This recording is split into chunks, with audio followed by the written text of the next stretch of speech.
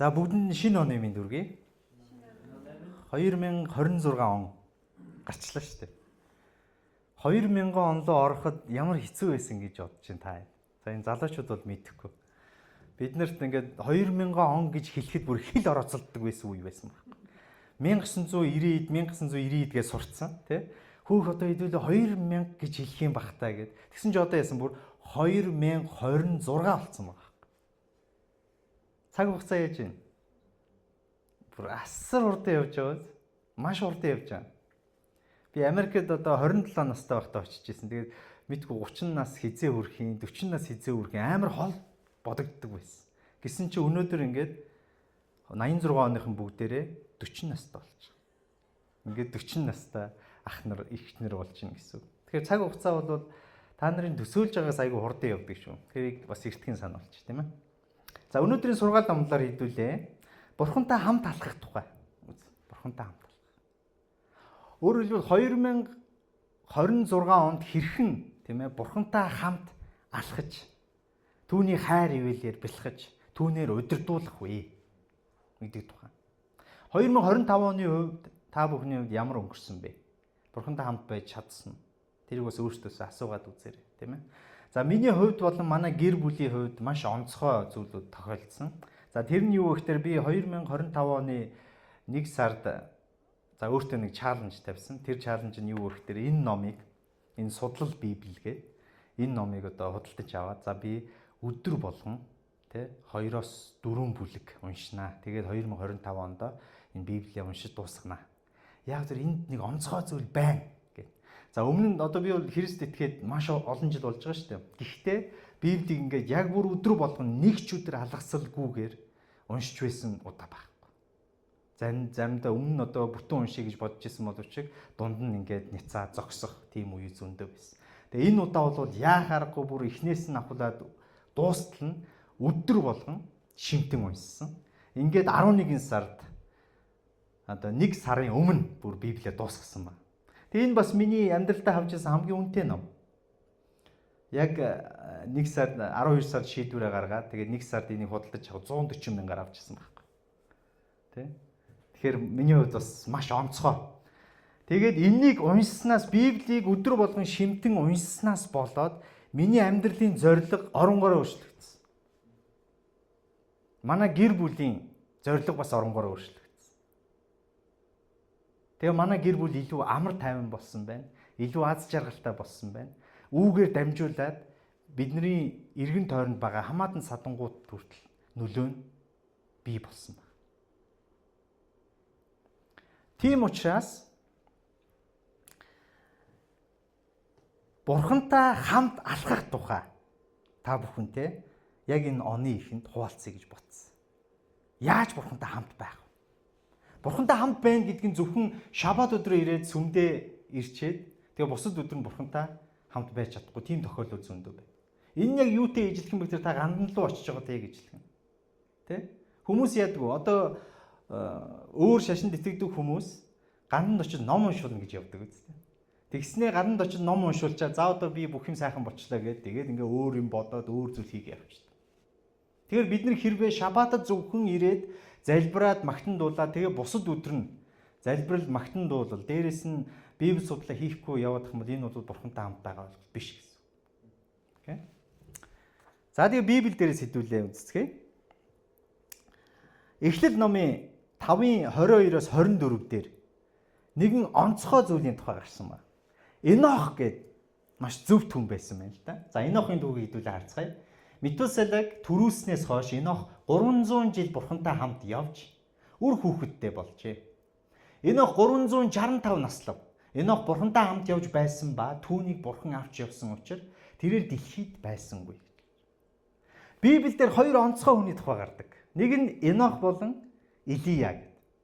Энэ хоёр онцгой хүн юугаараа онцгой вэ гэхээр үхээгүй. Сонирм байгаа. Үхээгүй. Өөрөөр хэлэх юм бол энэ хоёр хүнийг Бурхан өөрөө авч явсан, тэнгэр рүү өргөгдсөн гэж Библиэлд гардаг.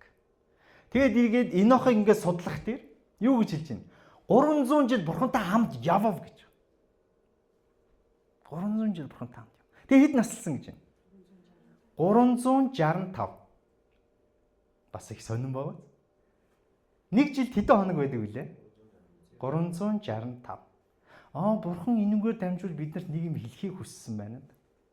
Өөрөөр хэлэх юм бол өдөр тутам яаж надтай хамт байх вэ гэдэг тухай. Монлож байгаа.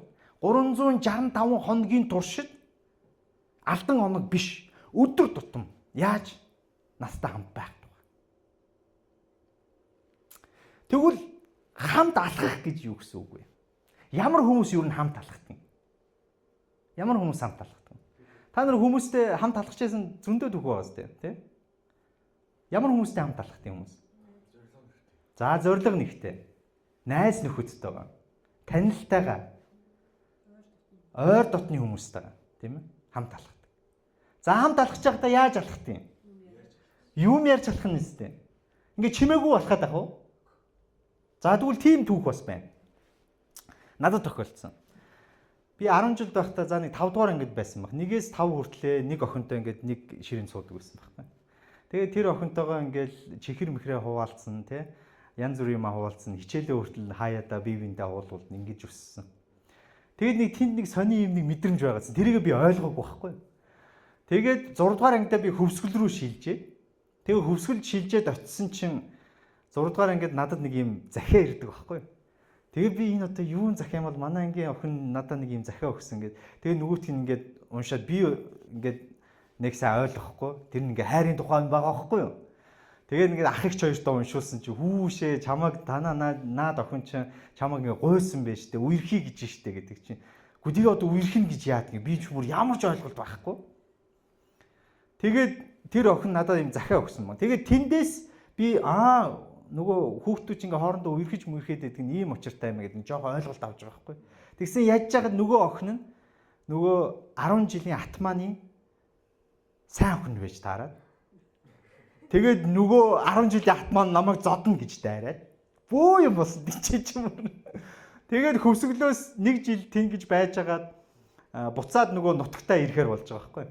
Буцаад нөгөө хуучин 1-ээс 5 жил сурсан 10 жил дээр сурахаар болж байгаа. Ингээд сурахаар болоод ангидаа ирсэн чинь бит хоёр ингээд салаа суучихгүй юу? Нөгөө 5 жил цуг суусан шүү дээ. Тэгсэн манай багш тэрийг маш мундаг бүр анзаарсан байгаа байхгүй. Би ингээд дахин хоошоо хараадсан юм яасан тий. Нөгөөдгөө өгүүлээд шүү дээ. Хажууд өөр хөвгүүд суудсан болохоор.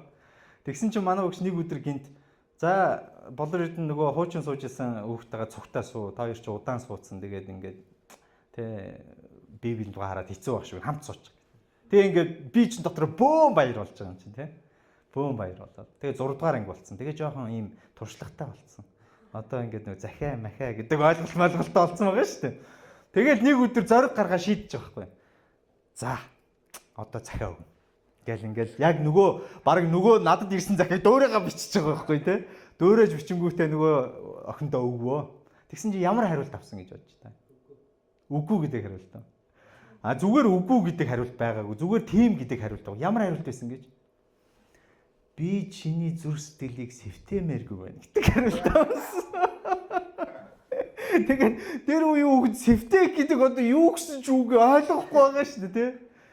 За ямар ч хэсэг үгүй гэж байгаа юм байна гэдэг ойлголтыг авч байгаа байхгүй. Айгүй гүнзгий утгатай байгаа шүү дээ. Би чиний зүрх сэтгэлийг сэвтэмээргүй байна гэдэг. Тэгээд манай ангийн бас айгүй олон банд дээр сайн байсан. Бэлээ л дээ. Тэгээ ингээд олон алинд нь зөвчөөрөхөө мэдэхгүй тий. Тэгээ хэсэг хугацаанд яг хуу ингээд шалгараад манай ангийн хүүхдүүд бас ойлгоод манай тэр охины одоо хүүхдүүд нь бас найз нар нь бас ойлгоод тэгээ битээр ингээд хоёр талаас шахсаар байгаад үерхүүлдэг байхгүй нийлүүлж. Ингээд би ч бас бөөн баяр болж байгаа шүү дээ. Нөгөө нэг сонир мэдрэмж ингээд дотор байгаад. Тэгээд өдөр болго ингээд хичээлээ тараад өглөө ороод өдөр тарна шүү дээ. Өдөр тараад нөгөө найз охин болцсон байгаа шүү дээ одоо тий. Одоо ингээд нөгөө гэрт нь хөргөж өгөх хэрэг гарнаа да. За одоо ингээд гэрт нь хөргөж өгөх нөгөө харахаараа ингээд бүр гацчин зав би ингээд. Тэгээ ингээд хичээлээ дараа хамт явхаараа бүр хэдэн метрийн зайтай явдаг гэж. 3 метрийн зайтай явдаг. Ойртож чадахгүй. За. Ингээд нэг хамгаалагч юм хайшийн тий. Нөгөөх маань урд явж би хойноос нь ингээд дагаал явд. Ингээд дагаал. Тэгээ гэрийнх нь гадаа ороо гэрт нь орлоо. За баяртай гэдэг ингээд орлоо. Ингэж үргэлжсэн.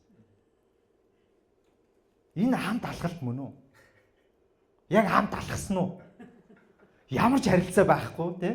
Тэгээ гэртээ очиод уцаар залган заяа. Тэр үед та хэд мэдж байгаа бол ийм дуу юу гэдэг вэ? Эргүүлдэг, тий?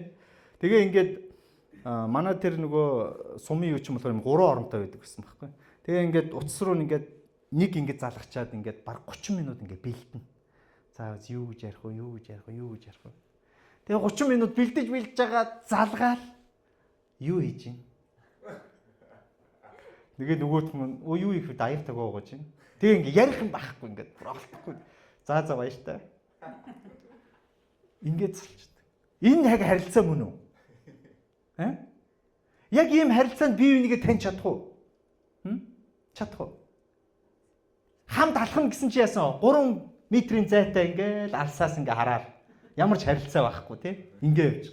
Энэ бас харилцаа мөн үү? Тэгэд мэдээж энэ хол явах уу? Явахгүй. Тэгэл бит хоёрын тэр харилцаа яг тэр байдлаараа дууссан. Яагаад вэ? Гүнзгийр чадаагүй учраас.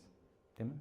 Бие биентэйгээ ярилцах тийм боломж олдоогүй, бие бинийгээ таньж мэдэх тийм боломж олдоогүй учраас ингээд яасан дууссан.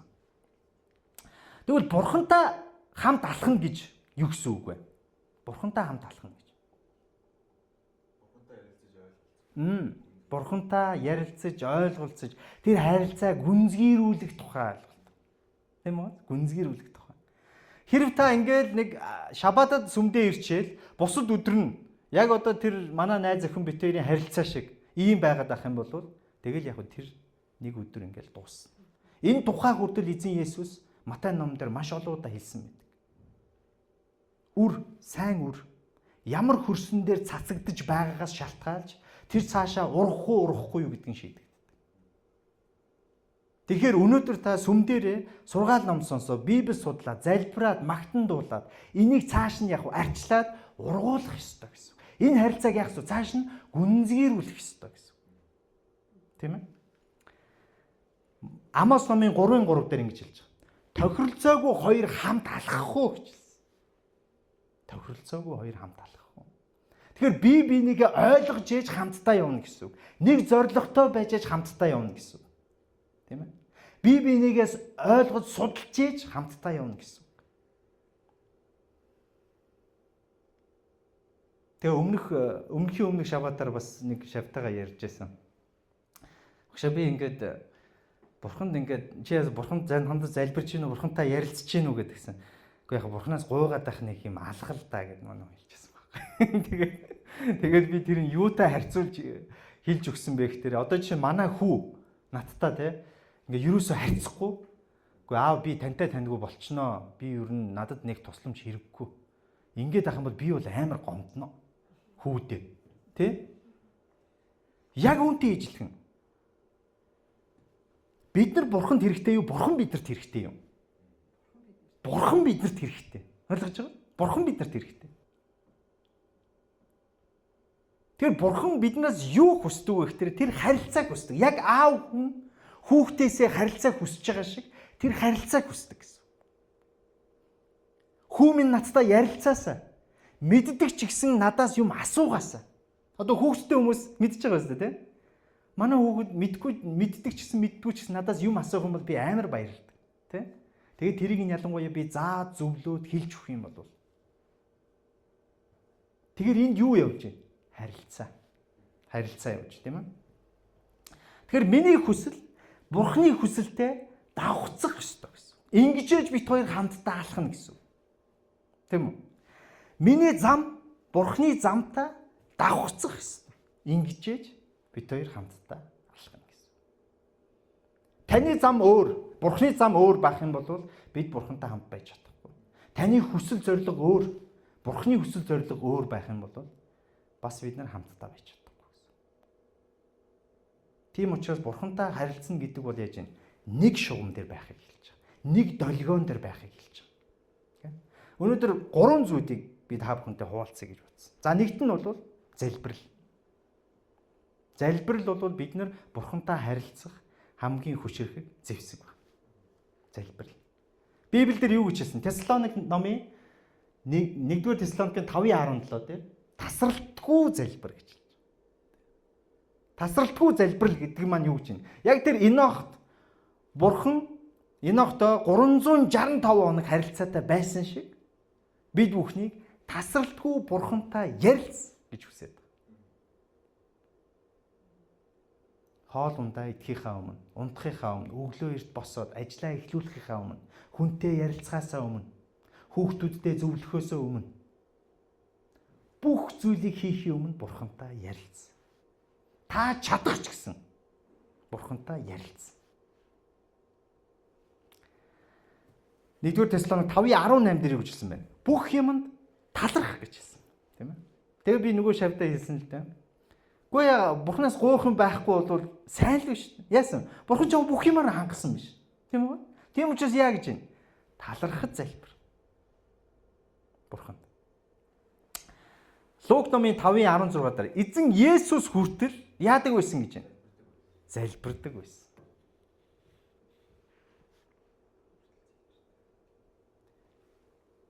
Бид нарт үлгэр дуурайл болохын тулд үүнийг хийсэн. Есүсийн амьдрал тэр чигээрээ гэрчлэл байдаг. Өөрөөр хэлбэл бид нар яаж амьдарч болох вэ? Яаж бусдад Бурхны хайрыг түгээж болох вэ? Яаж бусдад үйлчлэх вэ гэдэг гэрчлэл. Йов номын 42:10 дээр Йов бусдын төлөө, найз нөхдийнхөө төлөө залбирсны дараа Йов 2 дахин эвээгддэг тухай гарч. Тэгэхээр залбирхтаа яаж зөвхөн өөрийнхөө тухай залбираад ах нь үгүй. Хэний төлөө? Бусдын төлөө, найз нөхдийнхөө төлөө, итгэгч ахын дүүсийнхээ төлөө, улс орныхоо төлөө, гэр бүлийнхаа төлөө. Ингэснээр яаж юм? Бид бүхний хэрэгцээг Бурхан мэддэг учраас чи өөрийнхөө төлөө залбирхаас ч өмнө чиний хэрэгцээг яаж юм Бурхан мэдж байгаа. Тэгэхээр Бурханы хувьд юу чухал вэ гэхээр чи зөвхөн өөрийнхөө тухай хувиа хичээгээд байна уу? Эсвэл бусдын төлөө байна уу гэдэг зүрх сэтгэлийг Бурхан харж байна. Тэгэхээр баг өөрийнхөө төлөө залбирснаас бусдын төлөө залбирх юм бол илүү ивэлийг авна гэсэн. Тэгэхээр залбирал гэдэг бол маш чухал. Тэгээ өчигдөр бас их нартайгаа ярьж байсан. Бид нар ингээд хаа сайгүй явж байхдаа Бурханд хандаж залбираад Бурхантай ярилцаж болно, тийм үү? Гэтэл бидний одоо биеийн хилэмж бас залбирал маш чухал үүрэг гүйцэтгэдэг. Жишээлх юм бол бид нар ямар нэгэн эрх мэдэлтэй хүнтэй яаж харьцдаг вэ? Ямар нэгэн эрх мэдэлтэй хүнтэй яаж харьцдаг вэ? За жишээ нь хэдүүлээ ерөнхийлөгчтэй уулзах юу тохиолоо гэж бодъё л да. Завшаан тохиолоо гэж бодъё. Тэгвэл яах вэ? Ингээд пэдигээл Германда гараа хийчихэл ингэж уулзах уу? Үгүй ээ. Гэтэл тэр чинь зүгээр хүн шүү дээ. Тэгээ хүнтэй бид нар ямар амар хүндэтгэлтэй хандж байна. Тийм байгаас? Тэгтэл Бурханд ингэж зогсож байгаа тий. Нэг хаа хамаагүй эсвэл зүгээр ингэж хөвтөж байгаад ингэж залбирх нь бид нар Бурханыг хүндэлж байна. Үгүй бай. Тэр Библиэлд яаж залбирх тухай хүртэл маш олон удаа харуулсан байдаг. Түрүүний яриадсан Илия гэдэг хүн яаж залбирдаг байсан бэ гэхээр хоёр хөлнийхөө завсар толгоогоо хийж залбирдаг байсан. Сонирмоо. Давид болохоор яаж залбирдаг байсан бэ гэхээр хоёр гараа хөлөө ингээд тэнэлгээд ингэж залбирдаг байсан. Газар хөвтөө. Маш олон удаа өвдөж сүгдэж залбирх тухай бас гарч. Даниэл өдөрт 3 удаа Бурханд өвдөг сүгдэж залбирч байна. Энэгээр бид нар юуг харуулж байна? Бурхныг бид нар хүндэлж байгаа шүү гэдгийг харуулж. Та бүхэн туршаад үзээрэй. Өвдөг сүгдөө залбираад үзээрэй. Шал өөр мэдрэмж авна. Хинч өвдөг сүгдсэн хэрнээ чин сэтгэлээсээ залбирахгүй байж чадахгүй. Та өвдөг сүгдэж байгаа бол чин сэтгэлээсээ залбирдаг. Тэ мэдээж дандаа өвдөг сүгдөө залбир гэж байгаа юм биш, тийм ээ? Таны бидний зүрх сэтгэлийг Бурхан мэддэг. Тийм учраас залбирал гэдэг бол бидний Бурхантай харилцах маш хүчирхэг зэвсэг гэсэн. За дараагийн чухал зүйл нь Библи судал. Библи судал. Зөвхөн залбираад яваад байх нь үгүй. Библи судал бол маш чухал. Библи судалгүйгээр бид нар Бурханыг таньж мэдэх ямар ч боломжгүй. Зөвхөн сургаал номлолоор тижээгдэд яваад ах юм бол энэ юу гэсэн үгтэр бид нар Яаж вэ? Одоо бэлэн хоол идэж чинь гэсэн үг тийм ээ. Боловсруулсан бэлэн хоол дандаа идээд яваад байна гэсэн. Ингэх юм бол өсөж торних уу? Торнихгүй. Хизээ өсөж торних юм. Өөртөө биетан Библийг уншиж судлах үед бид нар сүнслэгээр өсөж торндог гэсэн. Тийм учраас хувьдаа яах ёстой вэ? Библи судлалын цаг заавал гаргах ёстой гэсэн. Библи байхгүй бол яах вэ? Библи худалдаж авах нь шүү дээ, тийм? Бүр зориулаад Библи худалдаж авах нь. Яагаад вэ? Бидний амьдралыг өөрчилдөг, шинчилдэг, яаж зөв амьдрах ёстой гэдгийг зааж сургадаг цорын ганц ном бол Библи байна. Тэгээ өнгөрсөн 7 хоног би нэг подкастэнд өргөцсөн байхгүй. Тэгээд өмнөх боги байсан бол тэр подкастн дээр ингээл амар юм ярих байсан. Мөнгө төгрөг, эрх мэдэлтэй. Гэтэл саяны подкастн дээр ингээл юм ярих болгонд бурхан руу орчдөг. Юм ярих болгонд Библи рүү орчдөг. Тэгээ нөгөө подкастын хүндээ бүр шинэ Библи бэлгэлсэн гэж бодож байна. Тэгээ өмнөх бас сургаал номд дээр би хэлжсэн тийм. Бурхантай ойрцсноосоо болоод миний Библийг харах өнцөг хүртэл өөрчлөгдсөн. Яаж өөрчлөгдсөн? Библи болон бусад ном гэж өөрчлөгдсөн. Библи бол хамгийн супер.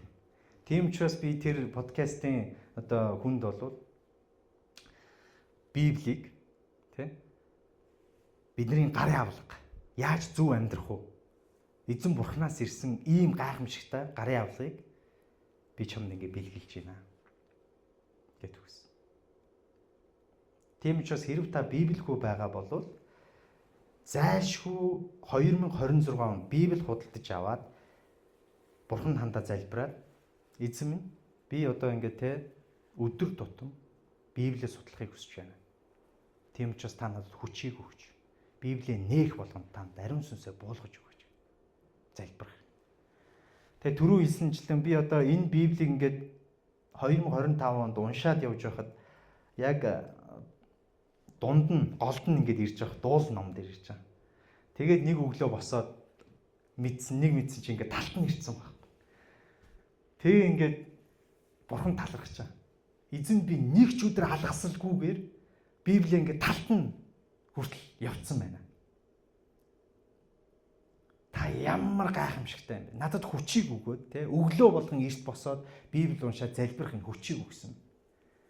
Тэгээ одоо үлдсэн талыг нь дуусгах тэр хүчийг надад өгөөрэй. Тэгээ яасан 11 сар дуусчих.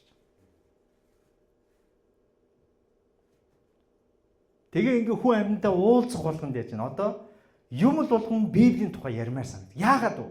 Энэ дээр бүх үнэн байгаа учраас. Яагаад вэ? Энэ дээр цорын ганц үнэн байгаа учраас. Өөр ямар ч номн дээр байхгүй тэр гайхамшигтай мэдээ энэ дээр байгаа учраас.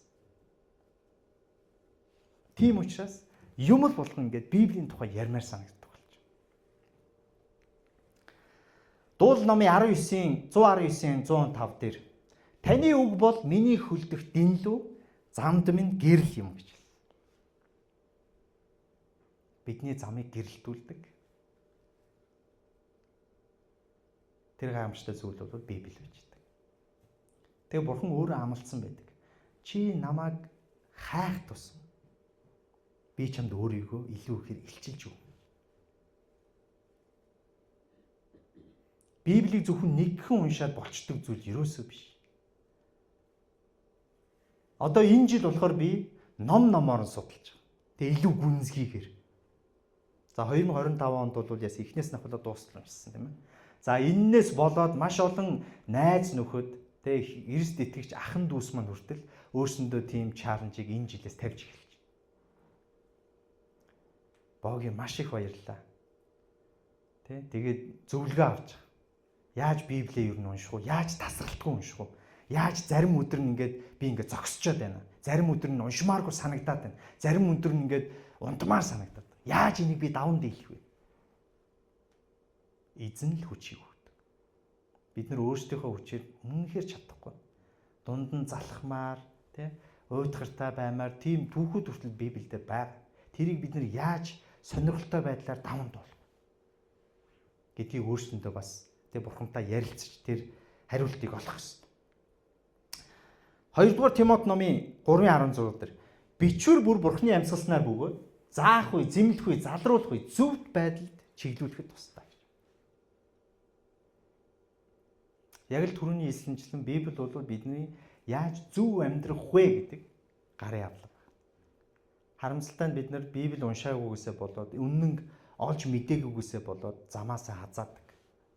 Тэгээ замаасаа хазааж явж байгаад хизээ хойно энэ зөв байсан байна гэж буцаад ирдэг. Тийм ээ. Тийм учраас замаасаа хазаахаас өмнө Бурхныг олж мэдэх нь маш чухал гэсэн. Гурав дахь зүйл нь үйлчлэл. Үйлчлэл. За үйлчлэл гэдэг нь заавал сүмдээ үйлчлэхийг бас хэлж байгаа юм биш. Үйлчлэл гэдэг нь юу гэхээр хөрштөө үйлчлэх үйлчлэлийг хэлж байгаа. Эзэн Есүс энэ дэлхий дээр байхдаа сургаал айлдаж байхдаа юу гэж хэлсэн? 10 хуулийг багцлаад 2 болгох юм бол нэгдүгээрт нь эзэн бурхантай үйлчил, хоёрдугаарт нь хөрштөө өөрийн адил үйлчил гэж хэлсэн. Хөршөө өөрийн адил хайрл.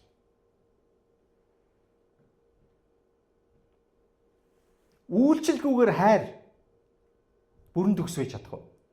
Чадахгүй. Үйлчлэлээр хайр илэрхийлэгддэг. Тэрнээс чи зүгээр би чамд хайртай, хөрштөө би чамд хайртай гэдээ явуулж болох. Үйлчлэлээр тэр нь илэрхийлэгдэх ёстой гэсэн. Тэгвэл хаанаас эхлэх үү үйлчлэлийг? Хэрв та эргэн тойронд байгаа гэр бүлийнхэнтэй үйлчлж чадахгүй байгаа бол яаж танихгүй хүнд үйлчлэх вэ?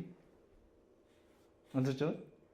Ээжтэй, аавдаа, эхнэртэй, нөхөртөө, хүүхдүүдтэй үйлчлж чадахгүй байгаа бол яаж танихгүй болдоод үйлчлэх вэ? Яаж танихгүй дулмаад үйлчлэх вэ? Тийм учраас бид нар хаанаас эхлэх ёстой? Гэр бүлээс эхлэх ёстой. Гэр бүлийнхэндээ үйлчилж эхлэх ёстой. Тэднэрт хайрыг харуулах ёстой.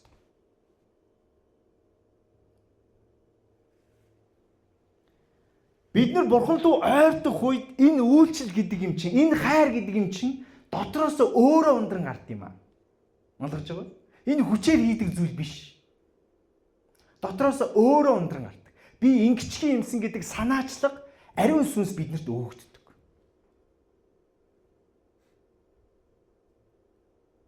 Тийм учраас Бурхан руу ойртох нь чухал байна шүү дээ.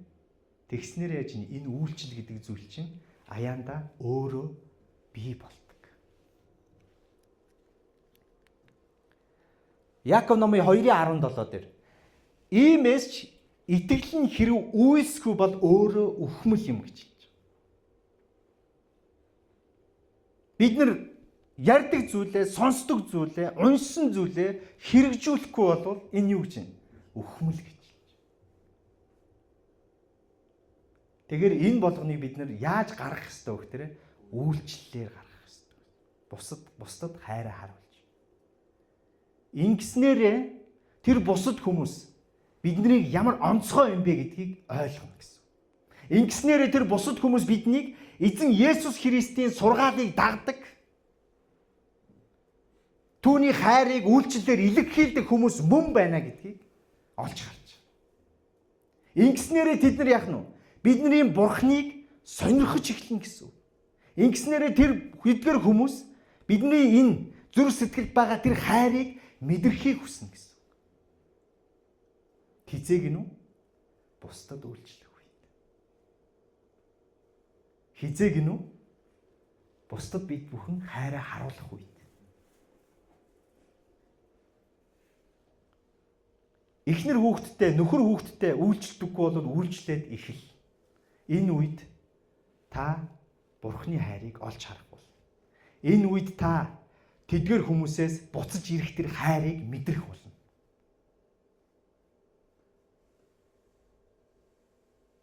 Ээжтэй үйлчлээд үз.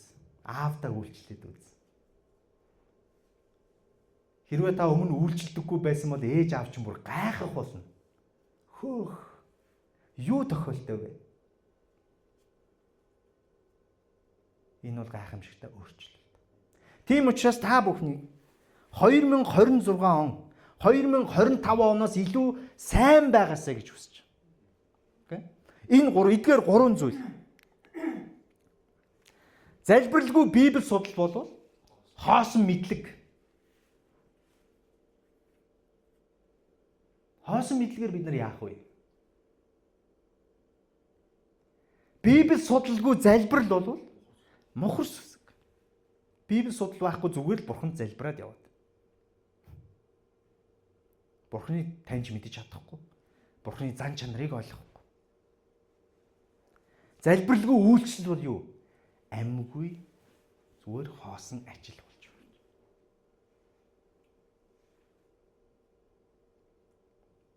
Тийм учраас өдөр болгон эдгээр 3 зүйлийг, тийм ээ?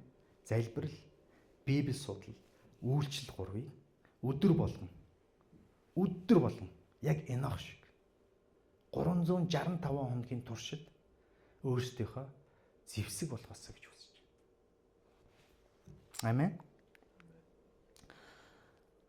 Залбирал бол бидэнтэй бурхантай харилцах тэр амьд харилцааг бий болгодог зүйл. Тэгээ бурхны үг бол яасан? Бидний замыг чиглүүлдэг. Хаашаа явах вэ гэдгийг зааж сургадаг. Тийм гайхамшигтай зүйл. Үйлчлэл бол бид бүхэн үр жимсээ харуулж байгаа. Бусдад үйлчлснээр бид бүхэн үр жимсээ гаргаж байгаа ойлголт гэсэн. Эдгээр 3 зүйл бол бид бүхний бурхантай харилцах амьд харилцааг илэрхийлэх тулахын 3 чулуу гэж ойлгож байна. Яг энэ цаг мөчид ариун сүнс тань дээр бууж бурхны тэр амьд харилцаа бий болгов. Ямар үед вэ? Энэ 3 зүйл хамт байх зүйл. Юу гэсэн? Залбирал, Библи судлал, үйлчлэл. Дахиад залбирал, Библи судлал, үйлчлэл. Аль нэг нь алдагдах юм бол яг л тогоо тэр дулгын 3 чулуу дээр тогтохгүй дээжилхэн таны итгэл суургүй байна гэсэн. Тийм учраас залбирал бурхны үг, үйлчлэл 3-ыг үргэлж өдөр тутам бясалгаж, өдөр тутам бодож, энийг үйлдэл болгож хийгээсэй гэж хүсэж байна. Шинэ он эхлэх үед маш олон хүмүүс өөрсөндөө зориг тавьдаг. Тийм ээ? Та ч гэсэндээ зориг тавьсан байгаа байх. Тэр зорилгоо бити ганцаараа гарга. Ганцаараа гаргах юм бол та тэр зорилгоо биелүүлэхийн тулд ганцаараа л тэмцэнэ. Ингээд зорилго нь биелэгдэхгүй болох үед бурхнаас тусламж гуйдаг, тийм ээ. Гэтэл яасан анханасаа ганцаараа гаргацсан шин. Бурхнаас заавар зөвлөгөө аваагүй. Бурхнаас удирдамж аваагүй. 2026 оны чинь зорилго зүгээр л би ийм юмтай болох юмсан гэдэг зорилго биш байгаасаа гэж хүсэж байна. 2026 оны чинь зорилго бурхантай би ойртох юмсан гэдэг зорилго байгаасаа гэж хүсэж байна. Яагаад вэ? Мата номдор бурхан аль хэдийн амласан байна. Миний хаанчлыг эхлээд хаа. Тэгэх юм бол юу гэж хэллээ? Энэ бүх зүйлийг чинь та нарт нэмж өгөх болно гэж хэлсэн. Нэмж өгөх болно гэж хэлсэн, тийм ээ?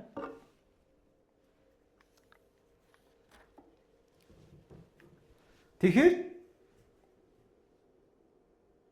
эхлээд бид бүхэн бурхны хаанчлыг хайхад тэмүүлэх юм бол бурхан яах нь? Бидний нөгөө хүсээд байдаг зүйлүүдийг нэмж өгнө гэж хэлсэн. Тийм учраас тэр нэмж өгөх зүйлүүд бити зориг тавь. Юунд зориг тавих нь? Бурхны хаанчлыг хайхад залбирал, Библи судлалд, үйлчлэлд зориг тавь. Ингэх юм бол таны тэр хүсээд байгаа тэр зүйлүүдийг чинь бурхан аяанда нэмж өгөх бол. Яков номын 4:8 дээр бурханд ойртох түн тэгвэл тэр та нарт ойртно гэж хэлсэн. Нуурж байна. Бурханд ойрт. Тэгвэл тэр та нарт ойртно. Бид бүхэн олон сургаал номнууд дээр ярьсан тийм ээ. Бурхан бидний үйлдэлийг хүлээж идэг. Золиослолыг хүлээж байдаг. Бидний итгэлийг хүлээж байдаг. Тэгээ түрүү хэлсэнчлэн 2026 он та бүхэн маш олон зориг тавьсан байна.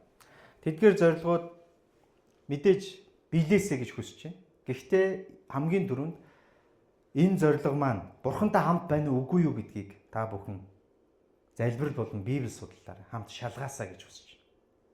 Хэрвээ хараахан 26 оныхоо төлөвийг гаргаагүй бол Бурхантай хамт гаргаасаа гэж хүсэж байна. Ямар судалгаа байдаг вэ гэхээр 2026 оны одоо шинэ оны эхлэлдэр гаргасан төлөвлөгөөнүүд 1 сар, 2 сар, 3 сар, 4 сар хагас жилдээ хүрэлгүйгээр байхгүй болдог байна. Бүр 80% гэж байгаа шүү. Тэр байтугай бүр бодит судалгаа. Хүмүүс шинэ он гарах дээр жим фитнест яваад яана гэдэг үлээ. Бие өөрчлөөд жингээ хасаад гоё болно гэж зорилго тавьдаг тийм ээ. Ингээд яадаг гэж 2 сараас ахуулаад тэдгээр бүх зорилго тавьсан хүмүүсийн, тэдгээр бүх жимд бүртгүүлсэн хүмүүсийн 80% нь 2 дугаар сараас ахуулаад гишүүнчлэлээ цуцалдаг. Бодит жишээ. Судалгаа. Ийм биш байгаасаа. Тийм ээ. Хэрвээ та амьдралдаа ямар нэгэн зорилго тавьсан бол 2026 онд зорилго тавьсан бол тэдгээр зорилго чинь зөвхөн өөрийнхөө амин хувь хичээсэн биш байгаасаа гэж хүсэж байна. Бусдын төлөө байгаасаа. Тэгээд дээрэс нь Бурхантай хамт тэдгээр төлөвлөгөөнүүдийг гаргаасаа гэж хэлсэн. Йошуа номдэр Бурхан аль хэдийн биднэрт амжилтын жорыг хэлчихсэн байдаг тийм ээ. Энэ ишлэлийг бүр та бүхнийг цээжлээсэй гэж хүсэж байна. Байнга санаж яваасаа гэж хүсэж байна. Йошуа 1:7 дээр юу гэж хэлсэн бэ? Хамтдаа бүгдээрээ уншицгаая. Гагцхүү тууштай бөгөөд чин зөрөгтэй бай. Миний зарц Мойсегийн чамд тушаасан бүх хуулийг сахин биелүүл. Үүнээс баруун тийш зүүн тийш бүү хазаа. Тэгвэл чи хаа явсан газараа амжилт олох бол. Маш тодорхой байсан. Миний зарц Мойсегийн чамд тушаасан хуулиудыг сахин биелүүл. Түүнээс баруун тийш зүүн тийш бүү хазаа. Ингэм бол чи хаа явсан газараа амжилт бол. Хаана гэж юм? Хаа явсан газараа гэж. Яавал тууштай зөрөгтэй байх хэрэгтэй. Тэгээд дээрэс нь хуулиудыг сахин биелүүлэх хэрэгтэй. Тийм ээ? Ингэх юм бол хаа явсан газараа амжилт олно гэж Бурхан амласан байна. Энэ бол Бурханы амлал. Тийм учраас та бүхний 2026 оны зорилго чинь Бурхантай хамт байгаасаа гэж хүсэж байна. 2026 оны туршид Энох шиг 365 хоног Бурхантай хамт алхаасаа гэж хүсэж байна. Яаж? Библи залбирал, Библи судлал, үйлчлэл гурваар. Амен. Хамтдаа залбирцгаая. Гайхалтай эзэн Бурхан минь, тэгээд өнөөдөр бид бүхэнд залбирал, Библи судлал, үйлчлэл гурвыг ямар чухал юм бэ гэдгийг ойлгуулж өгсөндөө маш их баярлалаа. Энох шиг эзэн минь 365 хоногийн туршид тантай хамт алхахад та бидэнд туслаач гэдэг юмсан гэж. Өдөр бүрийн амьд харилцааг бий болгож танаас хүчийг авч энэ 365 хоног өнгөрүүлэхэд та бидэнд туслаач эзэн. Өөрсдийнхөө мэдлэг чадвар хүчинд найдах биш. Танд итгэж, танд найдахад та бидэнд туслаач. Учир нь та хэлэхдээ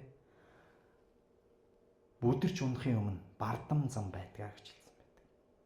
Өөрсдийнхөө мэдлэг чадвар, өөрсдийнхөө эд хөрөнгөд найдахгүй байхад та бидэнд туслаач эзэн. Зөвхөн танд найдаж, танаар удирдуулахад та бидэнд туслаач. Учир нь бид бүхэн мөхөс дорой хүмүүс үлээ. Эзэн таньгүйгээр бид бүхэн юу ч хийж чадахгүй. Тийм учраас та бидэнд хүчийг өгөөч насаа гэж. 2026 оны туршид бид бүхэнтэй хамт байж биднийг удирдан чиглүүлээч. Бид бүхний зорилгыг та мэдүүлж өгөөч эзэн. Энэ бүхнийг эзэн Есүсийн нэрээр залбирanгуул. Амен.